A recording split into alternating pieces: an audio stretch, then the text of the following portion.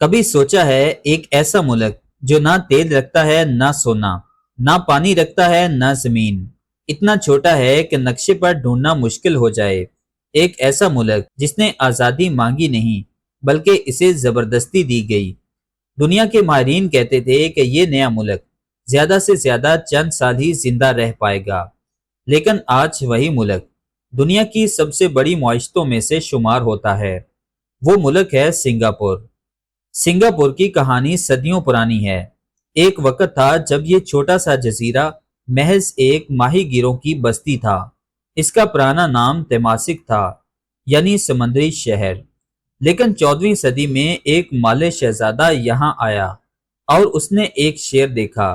اس کے بعد اس کا نام پڑ گیا سنگاپور، یعنی شیر کا شہر۔ صدیوں تک سنگاپور مختلف سلطنتوں کے زیر اثر رہا، کبھی جاوا کے بادشاہوں کے قبضے میں تو کبھی سلطنت ملاکا کے ماتحت۔ لیکن اصل تبدیلی اس وقت آئی جب برطانوی ایسٹ انڈیا کمپنی نے یہاں قدم رکھا۔ 1819 میں سر اسٹیفورڈ ریفلز نے سنگاپور کو ایک تجارتی مرکز بنایا۔ وجہ یہ تھی کہ سنگاپور کا محل وقوع بہت اہم تھا۔ یہ وہ جگہ تھی جہاں سے مشرق اور مغرب کی تجارت گزرتی تھی۔ جلدی یہ چھوٹا جزیرہ ایشیا کی تجارت کا دل بن گیا۔ لیکن دوسری جنگ عظیم نے سنگاپور کو ہلا کر رکھ دیا۔ جاپان نے 1942 میں سنگاپور پر قبضہ کر لیا۔ 3 سال کے اندر ہزاروں لوگ قتل ہوئے، بھوک اور غربت عام ہو گئی۔ اس دور نے سنگاپور کے لوگوں کو دکھا دیا کہ آزادی کتنی ضروری ہے۔ جنگ کے بعد برطانیہ نے دوبارہ کنٹرول سنبھالا، لیکن اب حالات بدل چکے تھے۔ عوام آزادی چاہتے تھے۔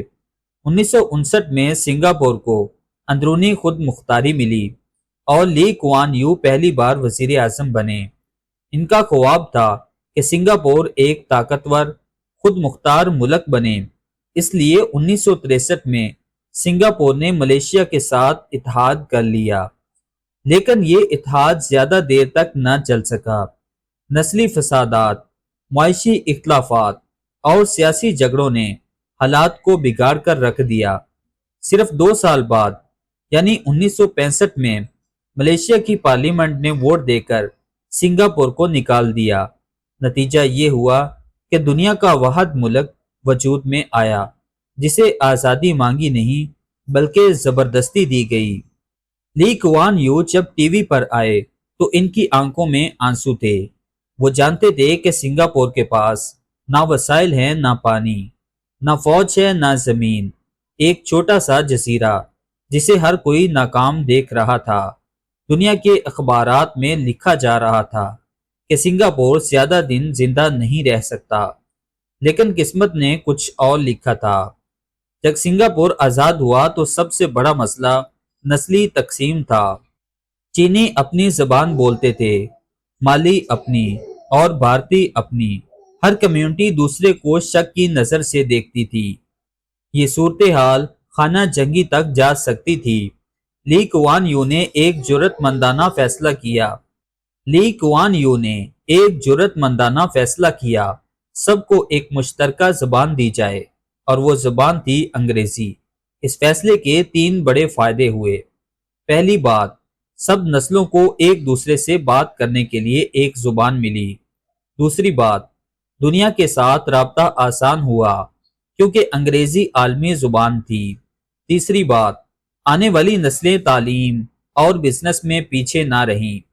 یہ فیصلہ اس وقت بہت کنٹروورسیل تھا، لیکن وقت نے ثابت کیا کہ یہ سنگاپور کو متحد کرنے والا سب سے بڑا قدم تھا۔ آزادی کے وقت سنگاپور کی 70% آبادی جھونپڑیوں اور کچی آبادیوں میں رہتی تھی۔ یہ جھگڑوں، غربت اور بیماریوں کا گڑھ تھیں۔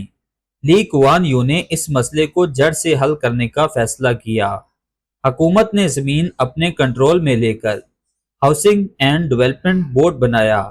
انہوں نے لاکھوں سستے فلیٹ تعمیر کیے، لیکن شرط یہ رکھی کہ ہر عمارت میں مختلف نسلوں کے لوگ رہیں گے، ہر بلاک میں مختلف آمدنی والے طبقے رہیں گے۔ یہ ایک ذہین حکمت عملی تھی، کیونکہ اگر سب ایک ہی جگہ رہیں گے تو नस्ली झगड़ों की आग बुझ जाएगी। सिर्फ 10 साल में 90% लोग अपने घर के मालिक बन गए। आज भी सिंगापुर की 80% आबादी इन्हीं HBD फ्लैट्स में रहती है। ये सिर्फ हाउसिंग पॉलिसी नहीं थी, बल्कि कौम को एक जगह इकट्ठा करने का फार्मूला था। मुआशी तरक्की और मेरिट। सबसे अहम फैसला ये था कि सिंगापुर को मुआशी तौर पर मजबूत बनाया जाए। ली कुआन यू ने तालीम को बुनियाद बनाया। स्कूल और यूनिवर्सिटियां जदीद मियार पर खोली ताकि हर बच्चे को आलमी मियार की तालीम मिले। फिर उन्होंने गैर मुल्की कंपनियों को सरमायाकारी की दावत दी। आप हमारे मुल्क आएं, सरमाया लगाएं, हम आपको स्किल्ड वर्कर्स देंगे। चंद सालों में बड़ी बड़ी मल्टीनेशनल कंपनियां सिंगापुर में आ गईं और लाखों नौकरियां पैदा होने लगीं। ली कुआन यू ने करप्शन के खिलाफ जीरो टॉलरेंस पॉलिसी रखी। सरकारी ओहदों पर सिर्फ मेरिट पर भर्तियां हुईं, ना सिफारिश चली ना रिश्वत। इसलिए आज सिंगापुर की मुआशत दुनिया में सबसे शफाफ और तरक्की याफ्ता मुआशत मानी जाती है। नतीजा, ये 4 फैसले दरअसल 4 स्तून थे जिन पर जदीद सिंगापुर खड़ा है। ली कुआन यू ने दिखा दिया कि एक ईमानदार क़यादत, मजबूत कानून और तवील अल मुद्दती मनसूबा बंदी एक छोटे से जजीरे को दुनिया का ताकतवर तरीन मुल्क बना सकती है। सिंगापुर हमें यह सिखाता है कि अगर क़यादत ईमानदार हो, कानून सब के लिए बराबर हो और कौम मुत्तहद हो, तो फिर कोई कमी वसाइल की हो या ज़मीन की, तरक्की के रास्ते को रोक नहीं सकती। अगर आपको आज की हमारी डॉक्यूमेंट्री पसंद आई हो तो हमारे चैनल को सब्सक्राइब कीजिए, वीडियो को लाइक कीजिए और अपनी कीमती राय से ज़रूर आगाह कीजिए। नेक्स्ट वीडियो तक मिलते हैं। अल्लाह निगहबान।